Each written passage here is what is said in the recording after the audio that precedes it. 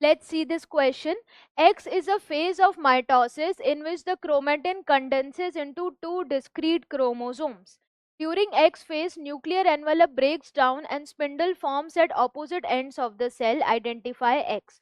तो यहाँ पर हमें एक X स्टेज को आइडेंटिफाई करना है और ये X स्टेज में जो कॉन्सेप्ट हम यहाँ पर अप्लाई करने वाले हैं वो है prophase of M phase, prophase of M phase या माइटोसिस। इस कॉन्सेप्ट को हम यहाँ पर यूज करने वाले हैं। तो अगर हम बात करें क्वेश्चन के बारे में, एक्स एक फेज है माइटोसिस का जिसमें यहाँ पर क्रोमेटिन कंडेंस होकर डिस्क्रीट स्पेसिफिक क्रोमोसोम्स बना रहा है। तो एक यहाँ पर क्या फंक्शन हो रहा है, condensation of chromatin, condensation of chromatin, और क्रोमेटिन कंडेंस होके क्या बना रहा है, chromosome. So condensation of chromatin to form chromosomes. तो इससे बहुत इजीली समझ आ रहा है कि ये फर्स्ट स्टेज की बात कर रहा है यानी प्रोफेज की। आगे और इसमें ऑप्शंस दिए गए हैं। ड्यूरिंग दिस एक्स फेज जो न्यूक्लियर एनवेलप है वो भी टूट रही है। तो ये भी बिल्कुल क्लियर है कि जो nuclear envelope, nucleolus, ER, Golgi body, ये सब गायब हो जाते हैं at the end of prophase. तो न्यूक्लियर एनवेलप ब्रेक्स डाउन।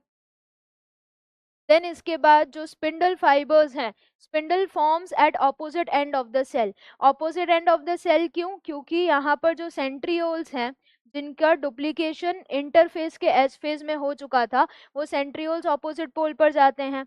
तो centrioles move at opposite poles and इस ऑपोजिट पोल से फिर यहाँ पर क्या बोला गया है कि स्पिंडल फाइबर अराइज होना चालू हो गए हैं and spindle appears from them.